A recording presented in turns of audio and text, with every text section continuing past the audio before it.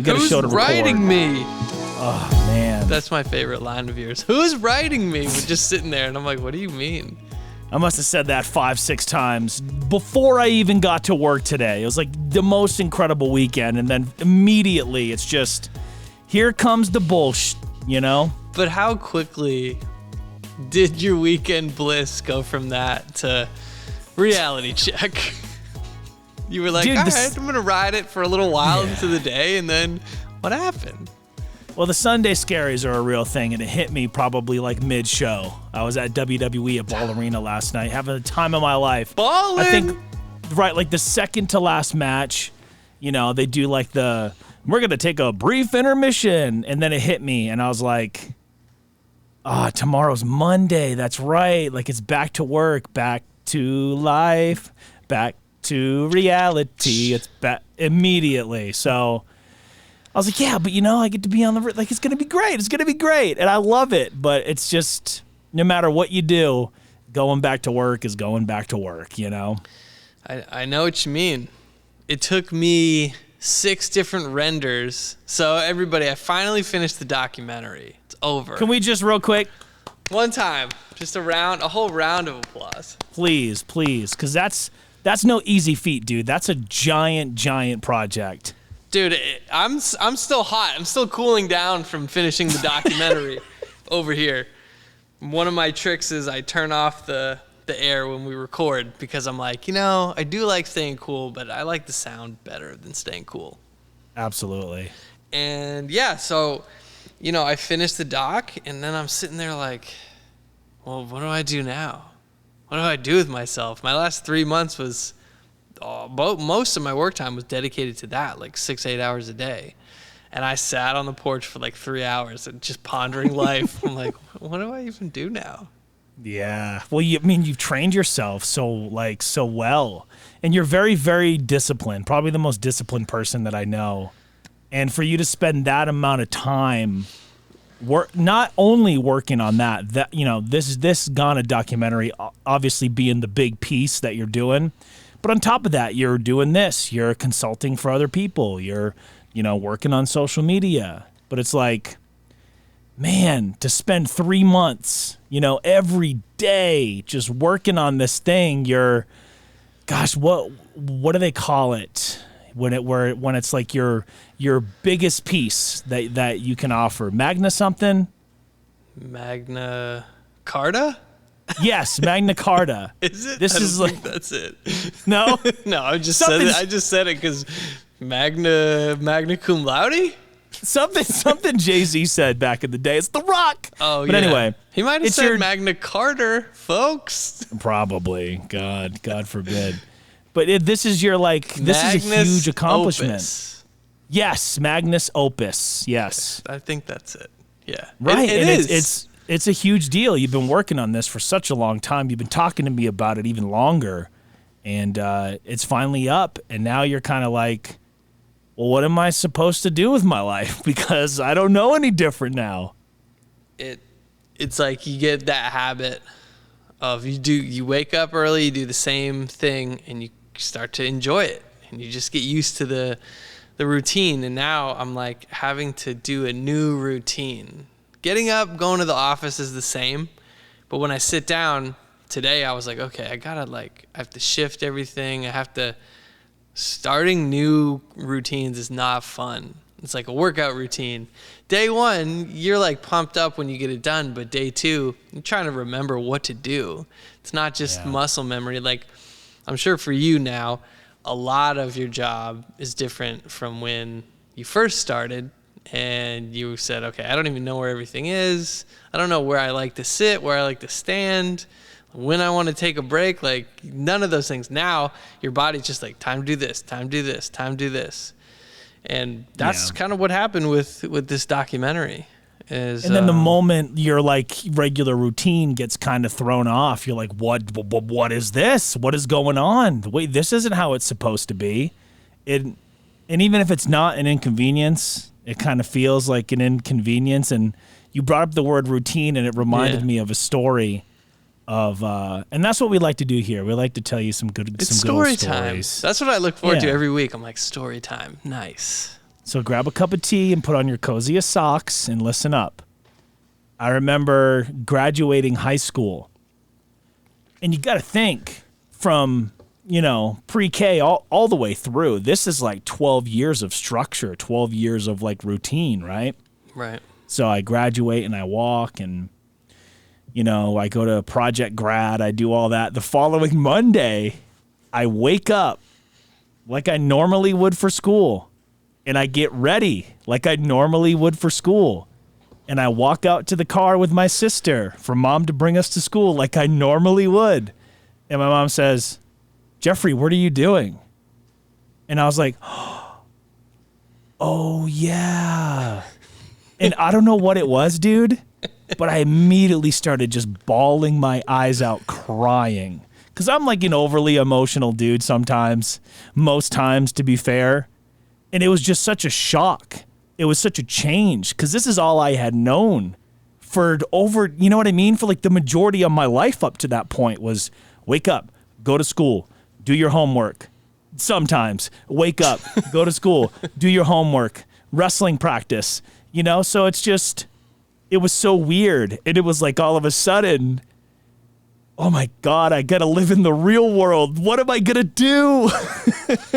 I hear you, bro. That's amazing that your body and mind just were in lockstep. Okay. Oh, yeah, it's early. All right, just you get going. Your subconscious is just taking over. High school for me, we did Project Grad and we went to the YMCA, but it was like the new one they had just built up in Brunswick, I think. It's a nice one. It was really nice. Huge pool, rock wall, all this stuff. But we stayed up all night, right? That's what you guys did, right? Like you do something, you stay up all night. Yeah, you stay up as long as you can. You got the hypnotist, you got the pools, you got unlimited food and soda, and yeah, man. So we did that, and I think I stayed up too long because I ended up staying up for 2 days. And so when Monday came around, potty 2 days straight. Yeah, and when Monday came around, I would just slept. I definitely was not in the go to school routine. But here's the other thing that I think was only different maybe at Chevrolet than all the other schools. Our last month of classes as seniors, we didn't go to class. We just went. If we had a sport, we kept playing sports. But we would go to another school or another project. It was called our I don't remember what it was called.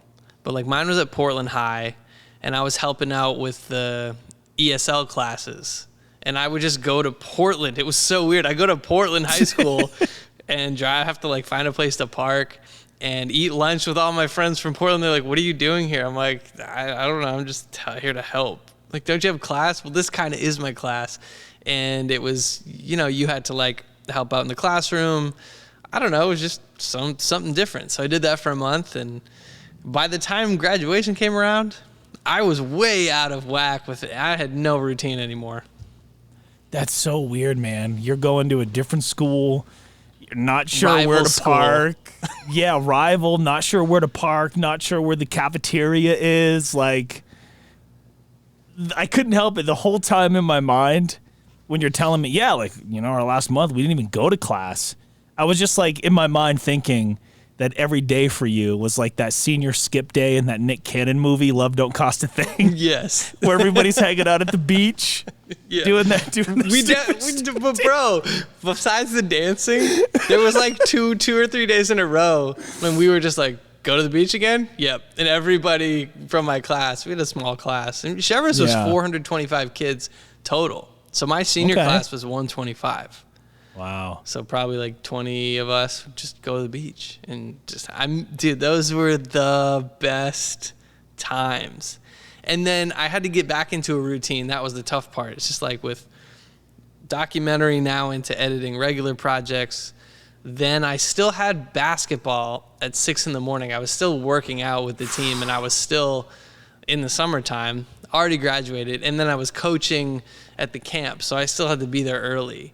And so if I wanted to party or whatever, I had to get up early, man. So it's like, you want to punish yourself the night before, you go for it. Because you still got to be up, and it's, middle of summer, sweating, you're dying. Yeah. And the only thing they're serving at lunch is Otis Spunkmeyer cookies, like like gooey chocolate chip cookies and pizza at a basketball camp.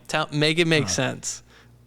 Sounds delicious, but like counterproductive. All the kids, dude. Yeah. The 9 if you and got a 10 belly year full of olds. that, yeah, you cannot run. I was like, all right, guys, do sprints. And they're like, Coach, I don't feel so good.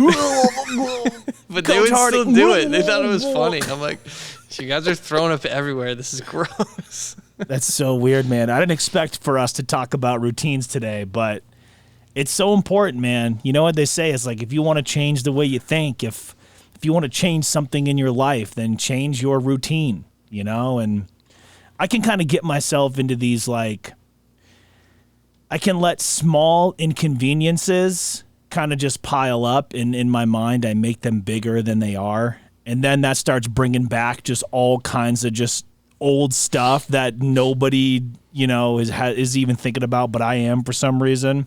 The one time you like said something weird to somebody and you think, wow, they must think I'm a total weirdo every time you see them now. And why am I even thinking about that?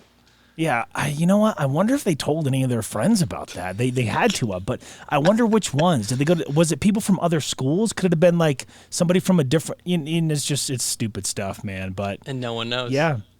And even our routine for recording this show got thrown off by 24 hours because I'm leaving Ball Arena for WWE, and we'll get into that a little bit later. But I want to talk more about your dog.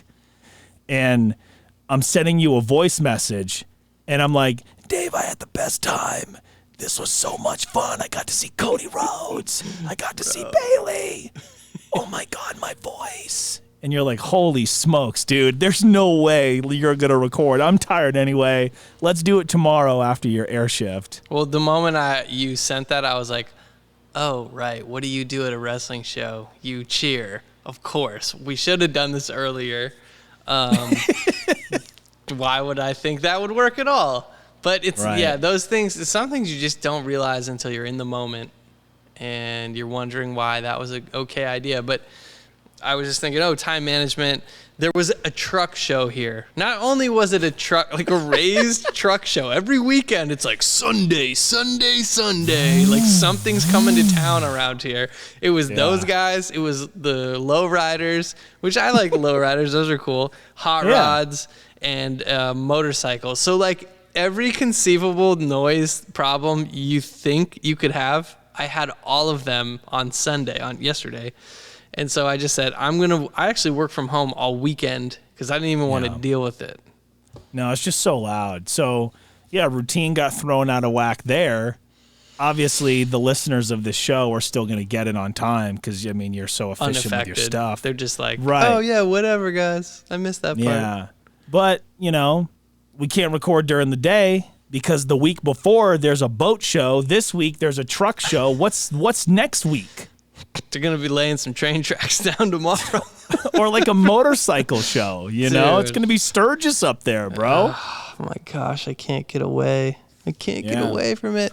So, but that's what's so important with routines, because it kind of tosses everything else out of whack. It's like I just wrapped up my air shift, and it wasn't a typical air shift because we're, tonight, as of this recording, is the iHeartRadio Music Awards. So a lot of the content today was driven towards that. Obviously, it's a huge show for the company. So it was like, well, this isn't what this isn't what I'm used to. This is, and so you're just like, it's just part of the gig. But yeah, that routine got tossed out of whack, and now here we are rocking it Monday night, man. Monday Night Football?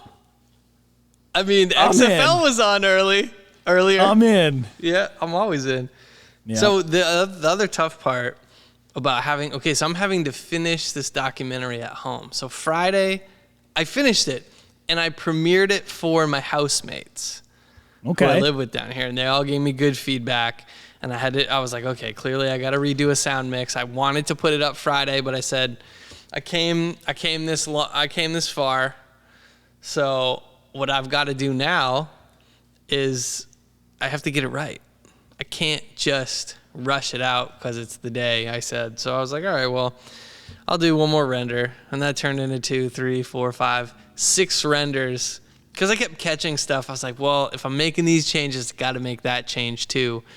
And I did a whole day, 6 hours probably of narration, where I like recorded, edited. And I listened to it and I watched it, just didn't feel right. And we talked about this a little bit before. So anybody who's done narration, anybody who's edited, or if you haven't, I'm going to do just like a crash course and kind of how that goes for a film. And so, you had asked me, well, do you think it was because you were up against it, you had a deadline, did you just want to get it done and decide, well, maybe you couldn't spend as much time as you wanted to at this point, which that was partially true, yes. But the bigger issue was I didn't start with narration in mind. So in January, when I started this edit, I should have said, okay, I need to figure out the story, and then I need to kind of tell it and decide on my music, my narration, and how much wild sounds, which is natural environment sound you see is going to be in this. This is what Ken Burns does. He'll build his whole audio track first, put it in time, and then he'll decide to say, okay, I got interviews here, I got music here, this scene's going to last this long. So it's like he's doing the puzzle upside down. You can't see what it looks like, but in his mind he can see it. He's like, well, I just need a great drone shot here. I don't know what it's going to be, but it's got to be right here. And so I did it the opposite, where I put all the visuals first, because I was using basically found footage. I happened to film it, but it's found footage. Because I pulled a documentary out of a work trip, 2 work trips. The intention of the trip was not to shoot a doc, but I said, well, if in between I shoot enough stuff, I can probably tell a cool story that was like not exactly why we went, but it's kind of like all the BTS. So that's what I did. Cut down 20 hours to 1 hour, 23 minutes. And that's what I have now. So it was really hard at the end to put in any kind of narration that sounded like there was a thoughtful story there. It was really just like observation. And there were some key observations. And what I put out now is I felt like me, Max, Nas, a couple other people in there, they give enough tidbits and information and color to kind of paint the picture and tell you what's happening. Plus I added some titles, so like, what year it is, where you are. So I was happy that once again, I feel like I'm always doing this, Frankensteining together with the pieces that I have to make a whole thing. And this is true of music and this is true of radio. The behind the scenes of the final product looks nothing like the final product. You're like, this thing's held together with duct tape, and there's WD-40, and there's wood paneling, and everybody's seeing a shiny looking iPhone. I don't know why that works, but it works. So I'm happy that it's complete. It's so cool, man. And what an accomplishment. And I don't want to sound like a dummy here, but I can't be the only one listening to you tell the story right now that's wondering, who is Ken Burns and why is he important? Okay. Well, this is good because I feel like educate me, dog. This is a good thing too about how we always are like ranting about Gen Z. Well, and this is going to make sense here. Everything is cyclical. Fashion is cyclical, music. These things come back around. So what's coming back around now is I saw a TikTok where now that Gen Z is rediscovering our tech from the 90s. They're surprised by, there's a little SD card you can put in your phone. It's like, what? Yeah, that's what held the data. Yeah. And technically that's still kind of how it's held. It's held on something, but it's just part of the phone. You can't access it. So to that point, Ken Burns, right? The pan and zoom you've seen when people are always like, yeah, just, zoom in. People call everything a zoom or a pan. Yeah, just pan up and down. No, that's a tilt. Pan in and out. No, that's a zoom. You can pan left and right. So inevitably, people just pan in, just Dave. Pan. Dude, just working corporate. With one more tangent, and I'll get to the real story. Working in corporate, people would just call everything a pan. They'd give me a script, and I'm like, wow, Peter Pan is all over this thing. They're like, what do you mean? No, he's not. This is about, I'm like, you just kind of missed that one. Every camera direction was a pan. And I'm like, are we just going to do this the whole time? Yeah. That's wild. But okay, let's try it. Let's try it your way and see what happens. So, back to the Ken Burns. This guy's made a ton of documentaries. He's actually from New Hampshire, so he's a New Englander like us. The Granite State. Yeah, dude, the Granite State. I bet a lot of people didn't know that. I only know that because of Rob Steele, my radio mentor. Anytime, because you could hear the Q, my hometown station in New Hampshire, and we would get calls from there. Like, oh, this is Kelly. I'm over in whatever town, New Hampshire. And Rob would every single time, shout out to the Granite State. That's the only reason I know that. Without fail. So, Ken Burns, documentary filmmaker. He's made a bunch of great ones. His are really, really long documentaries. He did one on the Civil War. It's 10 parts. It's like 11 hours long. He did one on jazz. He did one on baseball. Baseball's 10 parts. He did one, I think, on the Vietnam War. He's just done a ton. So the issue with doing what they would call like a period piece or something that happened a long time ago is you don't always have the footage, or it happened so long ago that there were no video cameras. Yeah. So you have to use photos. Man. So the Ken Burns effect is pan and zoom across an image. Like, you would pan left and right, and at the same time, you'd zoom in. So it's kind of like modern day YouTube stuff. Like, we see a lot of that, right? Everything you see on YouTube, that's what they're doing. They're taking from, they probably honestly saw it in one of his documentaries and was like, great.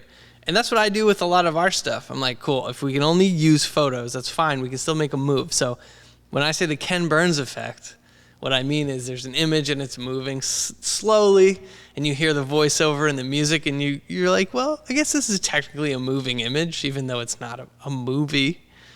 And so Ken Burns, but his style is audio first, visual second. And I watched his masterclass, and I was thinking, that's brilliant. I've never seen that before. But it forces you to lock your picture, and you have to. Wow. And he did that because, let's say there's a great piece of music, and it's like 5 minutes, 15 seconds. And it has to end. You can't just cut it off. Like the crescendo is the point of the music piece. Otherwise, it's ruined. Yeah. It's like leaving the best part out. So he would say, all right, I got to use all this. So I have to find visuals to fit everything to make sure it ends and like dips to black, and it's like, and it's over. And I used a lot of that in this documentary, but I couldn't do it perfectly like him because I didn't start with the audio. So long story short, Ken Burns, American documentary filmmaker. Some of you will go to sleep because it's a lot of historical stuff and it's just long-winded. But if you're a history buff like me, it's interesting. You can watch it for hours. Yeah, as I've gotten older, I've been like watching a lot more documentaries about war. So this sounds like it might be right up my alley.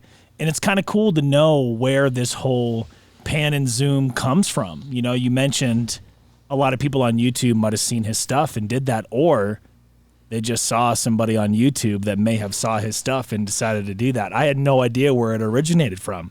Yep. It's like when we were talking about remixes, who sampled it first. There's so many, cool. Like the songs we hear now, it's like 5 different versions later, but the same samples being used. Yeah. And I thought it would be interesting because I've been through this whole long process of a documentary, and you were mentioning before, I don't even know where I would start. I don't even know if I would want to do that. I mean, obviously by yourself. It was kind of a task. I really would have liked to work with someone else. I get impatient waiting for someone else to like collab and schedules and whatever, but compare that to us making music, because there's a similar process there. It's not like you just go in the studio and it's done. Right. It's multiple sessions. And, yeah. After kind of hearing me explain how I made this, like, what are some of those parallels we can draw from us making music to us making, music videos is probably a closer thing. Yeah. And we've done some pretty cool ones, man. So I think how it can kind of compare to me, the one word that really stood out was we've just Frankenstein this thing together. You know, there was like simple formulas you would want to follow, and I'll speak on, you know, writing and recording a song first. Certain principles you want to follow. Obviously, you want to know what the structure is going to be of your song, and if you're wondering what structure is, just essentially think of any song you hear on the radio, right? The hooks are going to be 8 bars, the verses are going to be 16, the bridge is going to be 8. So you're kind of just predicating your record around that. And oftentimes starting off, like I didn't have, you know, the money or luxury of having, you know, beats custom made for me. So it would be whatever we were finding back in the days of SoundClick, which if you remember SoundClick, you're an OG. Still around. Yeah. And then you'd kind of listen to it. This is the vibe that you're kind of going for with the track, and then this is the structure of it. And essentially you're just recording to a 2-track, and you're trying to make the most of it. And when I say 2-track, I mean your 2-track instrumental, your left and your right side, right? And your voice is what's going to be the meat in the middle. So, yeah, dude, it was often just like, okay, we got this beat, and oftentimes my buddies, like Hazard, we would find this beat at like 2, 3 in the morning, and we'd be like, yo, this is fire, dude. This is going to be the one. And then we'd wake up the next day and listen to it and be like, bro, this is like, why did you say this was good? This is no good. You said it was good too. Yeah, but it's like, you know, when it's that late. But yeah, you know, we found some pretty good ones, and I like to think we put out some pretty good stuff considering that we all did it ourselves. And then from there, it's just like, okay, what is this going to be about? Which for you, Ghana, right? It's like, okay, this song is going to be about girls, or this song is going to be about relationships or money or whatever. And most of the time early on, we're just flexing, like rapping, trying to say how cool we are. Yeah, you know, because that's what we thought hip hop sidekicks. was. What up? Right. Yeah, you know, like hit me on my T-mail. Yo, T-mail. Who had a T-mail out there? That's what I want to know. I mean, we did, but who else did? And then it's like you got to write it similarly to how you need to kind of write out your documentary. And then from writing it out, it's like, okay, well, now I have to perform it, and I got to do a really good job. And obviously everything is digital, so you can, you know, cut your audio as many times as you want. Forever and literally and ever. Yeah, comp and Frankenstein all of these clips together to make it sound as great as you possibly can. And then, you know, once your recording's done, it's your mixing and mastering, if you know how to do that. We really did not until later on, and we would find somebody to do it then. And then you're like, okay, it's done. Now I need to give it the car test, or I got to show it to a friend. Tried and true. Yeah, sit in the car with me. What do you think? And then you mentioned a point where you're like, okay, this was wrong. So I went back to fix that, but then I noticed that this was kind of off here, and that probably wasn't in the right part of the sound field that it should have been. Maybe this should be back here. And you can like, and this is why we've never gotten Detox from Dre. I guarantee you. Look out for Detox. Yeah, look out for Detox. He's still just tweaking and just messing with everything, but you got to get to a point where you're like, okay, not only is this good enough, this is the best that I can do. Now it's time to present it to the world. But even then, you have a whole different list of obstacles. It's, well, how do I want to go about that? Do I want to do like a social media countdown campaign? Do I want to do like a TikTok campaign? Do I want to just blast it out everywhere I can all at one time? So it's not the same, but it's very similar. A lot of the thought process that I have audibly about recording music, you have visually creating film.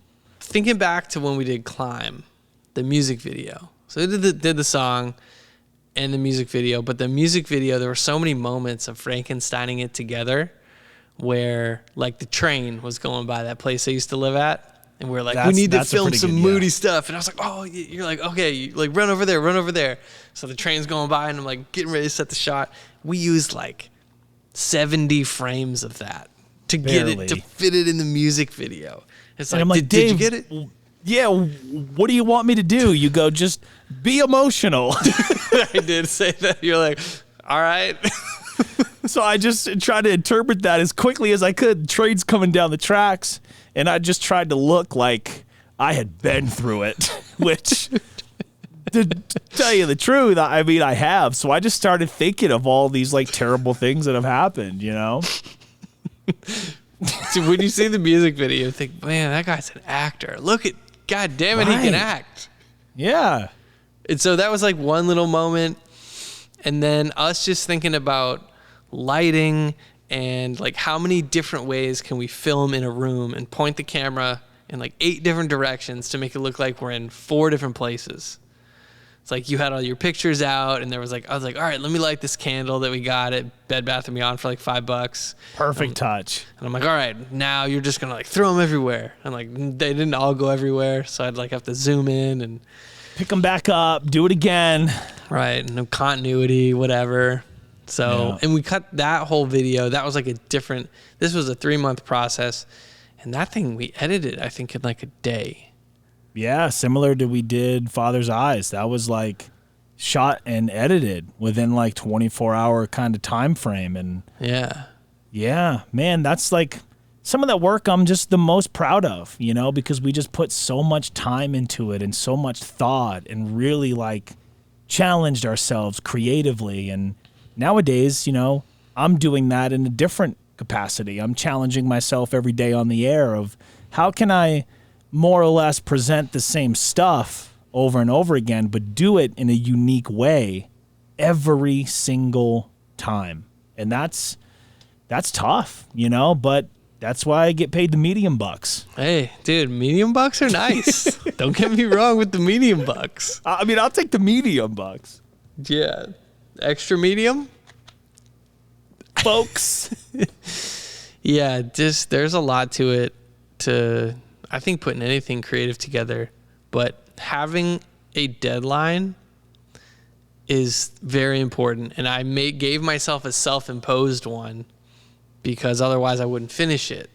Yeah. And that I think is the toughest part about being a creative on your own and not working for a company, or you know, if you're part of a film project, hey, we wrap in 30 days, so you know, okay, we're done shooting no matter what in 30 days, and the movie comes out July 5th, so you're like, well, I guess it better be edited before then, so you like can Posters work already in the backwards. theaters. You're Yeah. like, man, it's like, man, I'm writing myself, this is like a death sentence. This is crazy for my project.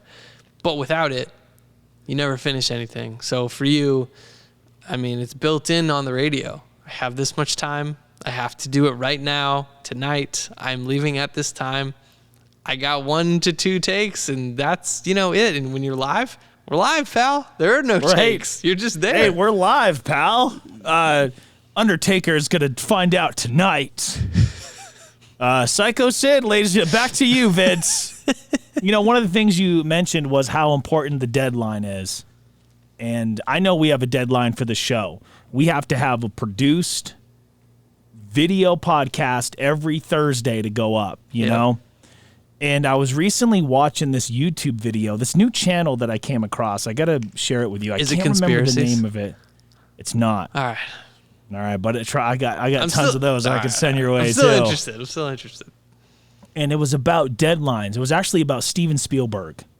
And it was about, I think it was 1993, I believe it was, or filming was in 92. The movies came out in 93. It was when he finally won like the big award.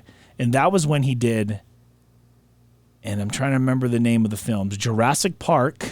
Yep. Oh yeah. And the I know second movie he did, what was the name of it. it? Schindler's List. Schindler's List. Jurassic Park and Schindler's List shot those in the same calendar year. That's nuts. Think about that, dude. And Two It's very just- different movies.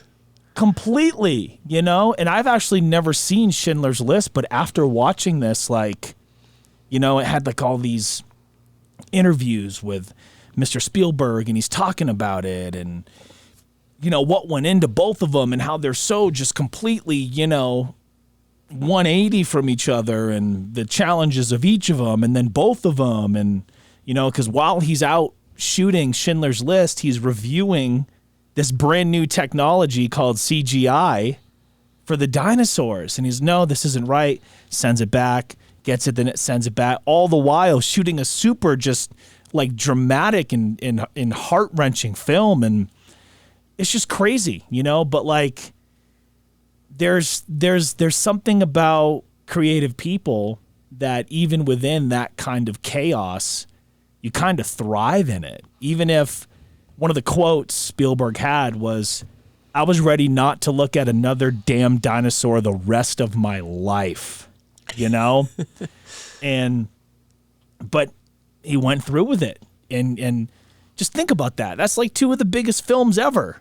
And the same year, man, it's so crazy to me what we can do if we really just buckle in, set the deadline. Okay, this is the best this piece can be. Here you go, world. Well said. When you think about it, if you don't give yourself a deadline, again, you don't get anything done, to be repetitive. It'll never get done, yeah. It always gets done in the amount of time you give yourself. You got 15 minutes before your date's coming over, you will clean your place in 15 minutes. You're not kidding, dude. Anytime my girl flies out here, I'll tell you what, dude, that morning, I turned into Mr. Clean. I might as well buzz my hair off, bro, because I'm like deep cleaning this sucker, this whole like apartment. Mrs. Doubtfire coming out of the kitchen. Yeah. Hello. Do you want 1 scoop or 2? Oh, it looks like 2. That's it. If you give whatever time you give yourself, you'll use it all. That's how you can use procrastination to your advantage. If you know it's going to take you, it's like just in time information versus just in case. I'm only going to prep for this show like at the last moment I have to. Yeah. Because I have other stuff to do. And if I prep on Monday for a Sunday recording, I'm going to forget everything. Yeah. I might take some notes, but I need a refresh like the night before, or honestly like a couple hours before we link up.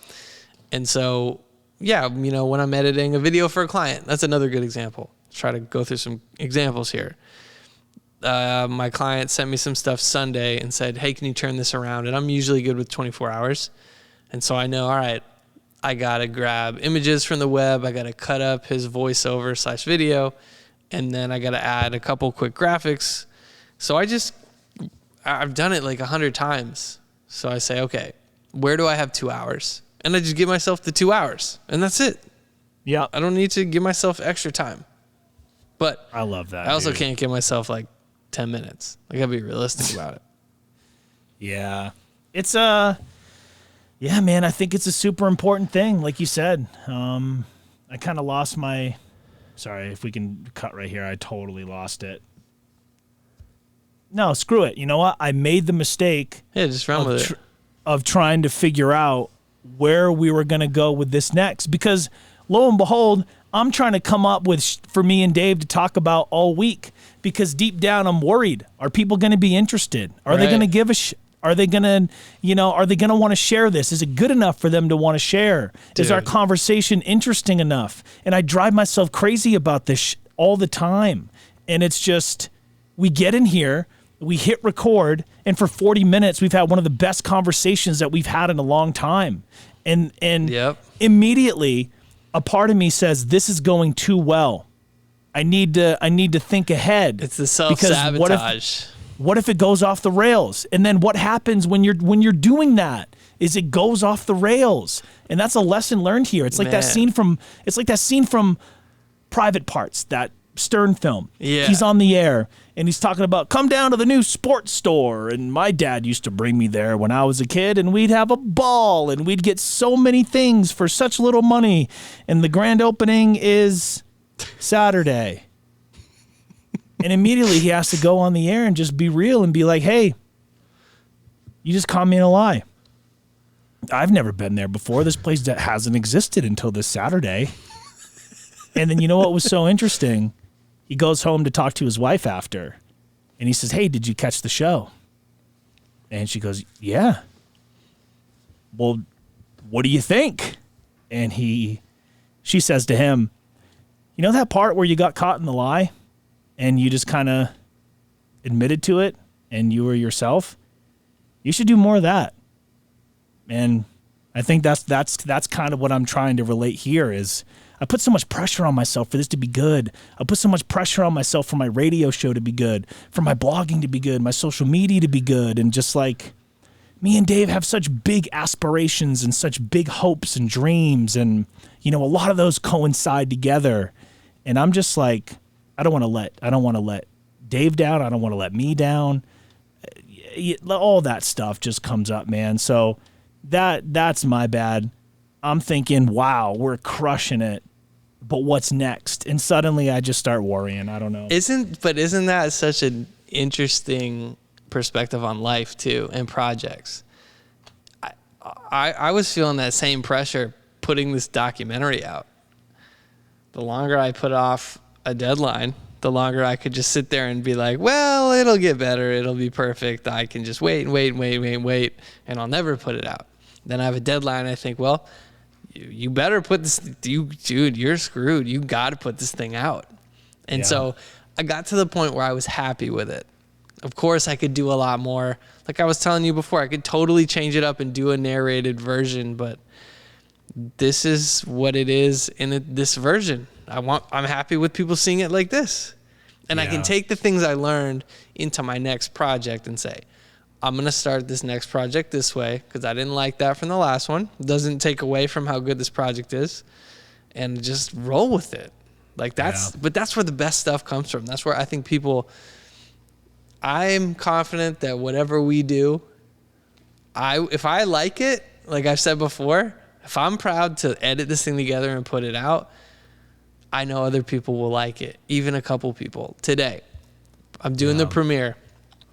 There's like 3 people in the chat, which is cool for me. I'd never have people in the chat on a premiere. So I'm like, all right, I'm in. And somebody's like, yo, Dave, are you in here? I was like, yup. Just to have anybody in there is kind of cool. Yeah.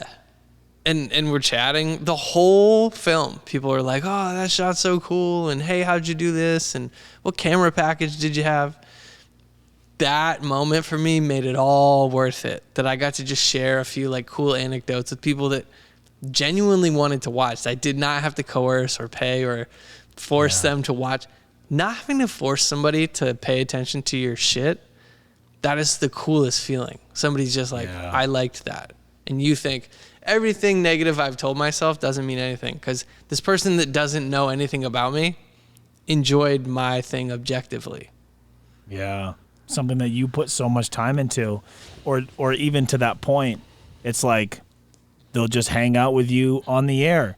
Even if you're not promising them, tickets to this big concert at this big stadium, it's more or less a big game.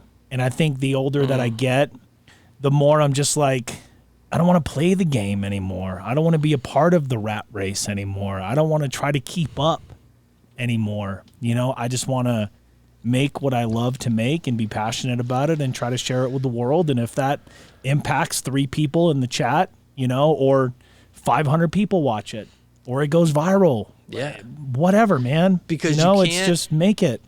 If you can't get excited for 3 people in your chat, you don't deserve to have 500. Nope. You got to treat, it's like you treat your every show like you're talking to one person. Yeah. Like this one person out there today could really need to hear this at this time, and it's not up to you to know who that is. Again, it's to even make a even bigger reach. The coolest part about Last Dance was Michael Jordan realizing that even when he was hurt, he would do whatever he could to try to play because he knows that people are spending 3+ hours with them on a Sunday and they're good hard-earned money. I'm going to put on a show for them. This might be the only time they ever get to see me play. That's like the biggest humble brag, but it's true. When you know you're that good, that's self-awareness to say, this is selling out because of me. That must be a crazy feeling. Yeah. That was one of the parts that really popped out to me too. Because, it's like father and son up there, nosebleeds, can barely see anything. But this was their thing. And the only time that, that's just so cool, man. And I get. Like WrestleMania, bro.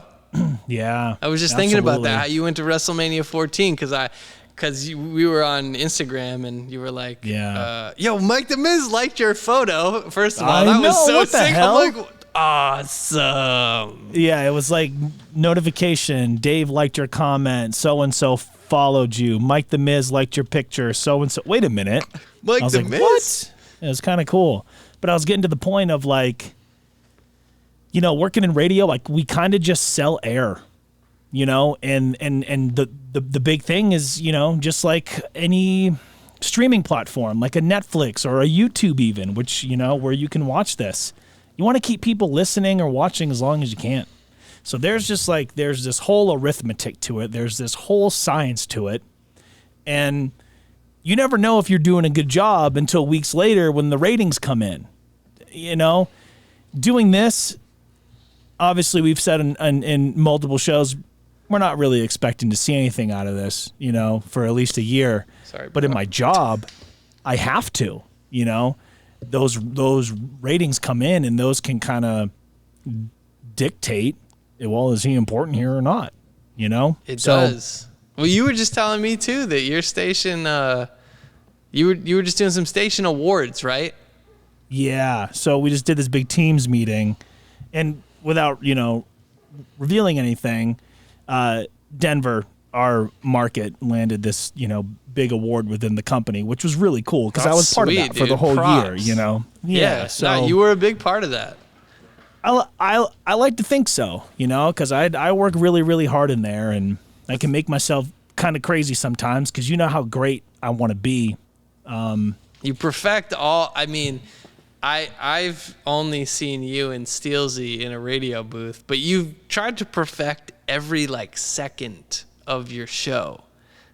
I've never seen somebody do that, to say that wasn't good. I'm like, but you could use it. You're like, yeah, I could use it, but I can do it a little bit better. Yeah. It's hard, dude. I put a ton of pressure on myself to be great, you know? And years ago when I was doing therapy, one of the things that I was kind of taught from the therapist was live 85, because I was obsessing over everything. Excuse me. I like that. Everything being perfect. Every consonant, every vowel, every word, everything had to be great. And I would go home, even if I had a 99.9% work day, Yeah. I would beat myself up over it. You're so stupid. You're no good. Your voice sucks. You're like, I would tell myself these things, you know? And through therapy, which has helped a lot, it was live 85. She goes, imagine if you're playing in the NBA and you're shooting 85%. Are you kidding me? It's out of control. Yeah, it's not reasonable. You know, I'm like, yeah, you know, that makes sense. She goes, sometimes you just got to get on base. You know, you don't got to hit it out of the park every day. Rob Steele would tell me after I had a bad shift, they're not all home runs, kid. You know? True. So I've tried to really carry that with myself, but I don't know, man. I get into my own head so much where I want everything to be so great all the time. But then I can get into this real long stretch where I'm actually following that advice and things are actually improving and doing better. But once I then start to put that kind of pressure back on myself, and if anybody hearing this is a creator as well, you might struggle with some of these things too, you know, and it's about obviously being consistent is the main thing, but just do your best to try to make it fun. And try to not put so much damn pressure on yourself, which obviously I got to take my own advice there. But yeah, dude, I love making stuff. I love creating stuff. But then there's a flip side to it where I'll constantly be like, well, am I good enough? Are people gonna, enjoy this? Are they only listening because of this, or is it because of me? And I don't know, man. You can kind of get a little insecure about it. You know, it's like, well, I had this really cool guest and one of our, clips just popped like 500 views. Obviously, that had very little to do with me. So you got to kind of take that for what it is. And I hope I'm not going off the rails here, but I think bottom line, what I'm trying to say is, don't put so much pressure on yourself. And I think that's going to be something. I'm going to watch this back all week, and I'm going to keep telling myself that. So I do it, We're on a floating rock through the universe. So I always just say it's not that deep. Yeah. Somebody got mad at me one time. They're like, but it is. I go, is it really? Is any of this that deep? Like, well, that's the be thing. Nice is to people. Yeah. That is pretty much be kind and like try your best. I know that sounds super vanilla, but when it comes down to it, that's all you can do. All I can do is if I keep my schedule packed, I don't have time to think about was that the best or not. I'm like on to the next thing. I got another thing to do. I know that was good enough, and I know that if we just keep putting in the reps, eventually one day it'll be like, yo, our show is syndicated nationally. How did we get here? I missed all that. And that's what will happen. And the other thing I was going to say about like you were an instrumental part in that interview, because had you not wanted to reached out, prepared, said, yo, Dave, can you add a little sizzle here and there? Like, if it's not set up the right way, of course, you're in the business of getting talent involved. Like, that's the point. People listen to the radio for the music, right? They want to hear music, and oh, hey, in between, actually, this guy is cool. So I will listen to your station that has the music. I have other stations, but I picked yours because I like hanging out with you. Yeah. So that's the way I look at it. I see that. And I kind of want to expand on what you just said about if you keep your schedule so busy that you don't have time to think. And I want to tell you why I think that's a good thing, and I want to tell you why I think that's a bad thing, okay? Yep.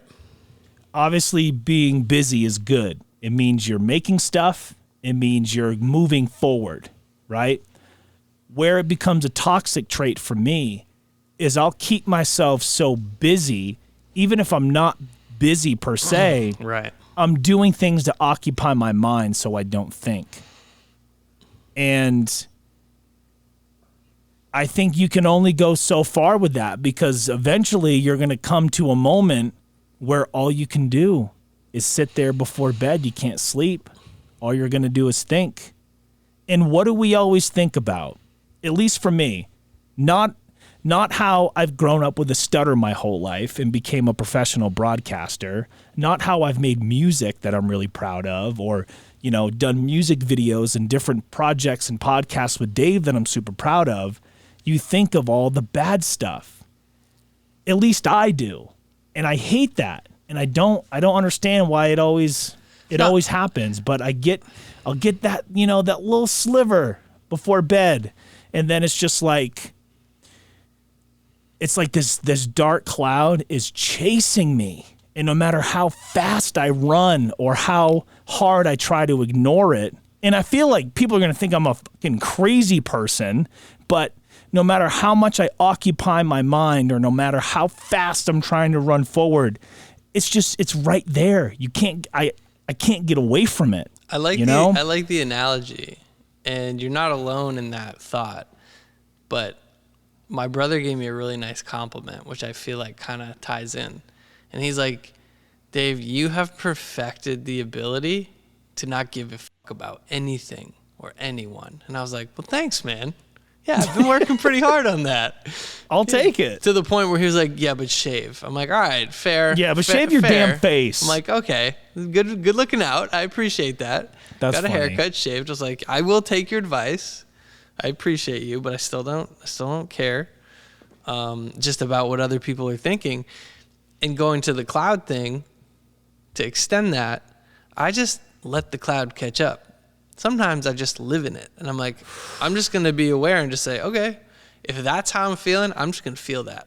I'm going to let it happen. It's not going to feel good. But if I stop running, then I think that I'll get through it, or it will get past me and go on to something else. So just to kind of take the analogy one step further, that's just helped me. Like, there's been so many situations in my head that I'm like, I know I didn't do that right, and I know there's nothing I can do about it because it's over, And Yeah. yet I come back to it. I think I come back to it because I want to revisit and say, did I learn everything I could from that? Is there something that I'm still missing that I'm going to repeat again? I don't want to repeat something. I want to have learned the lesson. And I'll say, I've learned it enough. Okay, I get it. Whatever is happening to me now, I deserved it. Fine. Are we done with this? Can we move on to the next phase? I would like to go to the next phase now. Yeah, I hear you, man. And that's what I want to do right now with the show, because I don't want everyone to think that I'm some, like, just bummed out all the time, Eeyore, this, or this. But when I had that little blip a little bit earlier in the show, like, all this stuff just suddenly just overcame, and I'm like, we're rolling right now. I'm not just going to stop. We're live, pal. We're live, pal. I'm just going to keep it real. And, and you see everything on TikTok and YouTube and Instagram, and it's all bullshit. It's all just a very small part. Your ability to edit live is amazing. It's one of my favorite things. It's all bullshit. And, you see that little sliver of my life or somebody else, and it's like, wow. Yeah, everything is so great, and it's, and as fortunate as I am to be in the position that I am, and that's not lost on me. Like, I fully comprehend that, I'm very fortunate, but it's like, yeah, sometimes I go to work and I'm in a room with a microphone by myself, and then I come home to an apartment by myself. So I think not having just that constant everyday interaction with just people, they don't even necessarily have to be best friends or family, just people. It can make you kind of crazy, and no, it can. Yeah. When you talk to yourself, would you I've been talking to myself. I wonder if I just go talk to someone else, does this sound as crazy as I think it sounds? Yeah. And then when it doesn't, you're like, okay, that was fine. That was a good interaction. All right, we're good. The inner monologue, the inner chatter, that's a tough one to deal with. And I think, I don't know the stat. I don't want to just throw some random stat, but there's a percentage of the world's population that does not have an inner monologue, like a little voice talking to them. Really? And some people have a few, whatever, left and right shoulder, do this, don't do this. Some people don't. It's like Austin Powers. I have no inner monologue. I've lost my mojo. I'm having controlling the volume of my voice. That's just a legendary movie. I think I told you, but I met Mindy Sterling, who plays Frau Farbissina. Yeah, that's right. So cool. She was so nice. Yep. I was like, oh my God, I love Austin Powers. You're so great. And she took a picture with me, and it was so cool. That's dope. But yeah, inner monologue. I wanted to take a little side street here. Kind of relates, but I was talking to this other influencer, and she does a lot of food blogging and a lot of really interesting stuff in Boston. I've been following her for a while, and she's from Maine too. So shout out to the Maine influencers in the building. And we were kind of she posted something about Instagram doesn't care about, the art anymore, artists, whatever. Our conversation kind of went toward, people haven't paid their dues. You have influencers who pop off 10,000, 100,000 views, and then clients rush to them. How'd you do it? And they have no idea, but they take all the money. It's like, you haven't paid your dues. Yeah. And then people like you, me, her, we have strategy. We have years in this business of doing this, like music, radio, film, video editing, photography, you name it, events, DJing. And people don't want to take the boring advice, which is the correct advice. It takes time. If you want to have repeatable success, you got to show up every day and do the stuff that you don't want to do. And so it was nice though to have a conversation with another influencer that we don't really know each other well, but what she posted on her story resonated so much that it made me want to reach out and say, yes, I know how you feel, and I've been in the game a little longer, and I still also feel that way. Dude, that's really cool. Especially to find like a fellow Mainer, and then for it to be like, damn, like this hits me. I totally understand what they're saying. That's super cool. And it's true, man. You know, I made a decision very early on, and I'll, speak for myself, not for you, but I think you kind of did the same thing, is I'm not going to put all my eggs into one basket. I'm going to get into one field, right? Right. But I want to put my hands on every different aspect in that field as I possibly can. So it's like entertainment. I started writing and recording music. Okay, but I also want to learn how to be a DJ. Okay, I also want to learn how to be a radio host. Okay, I also want to learn how to be a podcaster. Okay, but I could do better if I could learn how to do film. So it's like you're getting your hands on all of this stuff, and that's like a piece of advice that I always give to new people. They're like, well, I want to do just this, only this. And I'm not telling anybody who's anybody to have a backup plan. God forbid, like, music, I'd say, was my first passion, and some people would say, well, you quit. No, I didn't quit. I found other things that I was interested in. Yeah. And it's like, damn, this is making me money. This is fulfilling. Let me go in that way. And then that switched over to this. And I'm sure in the next 5-10 it's going to be something else. Well, bro, you know? People would rightly say I quit basketball because I wasn't going to the league anytime soon. And I said, can I still do this for fun? Yes. Let me go do something that will make me money. Yeah. That's just how it goes. But yeah, I thought that I wanted to throw that in there because as much as you and me want to post content to get interaction, sometimes it's good to interact and be like, hey, I see you. I'm going to give you your flowers. Like, you're doing it. I've been a fan of yours for a while. There are fans. And sometimes we have to be vocal with those creators because they need to hear that from us as much as we need to hear it from them.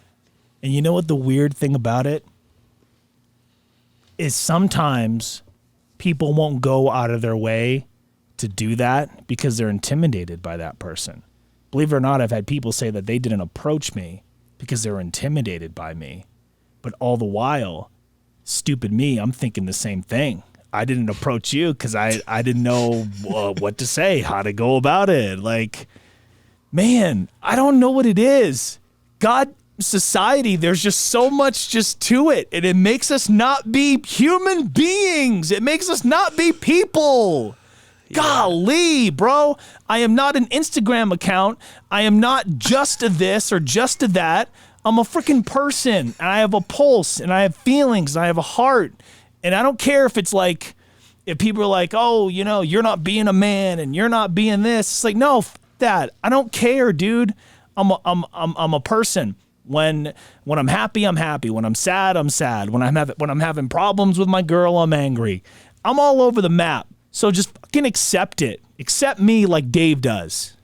If you're not living your life, if you're not doing what you love, I can't even. Why are you living your life? I gotta pull. I will. I don't know when. I will pull that clip so you guys can see my early documentary work. It's cringe, but I have to show it because I'm all about showing everything.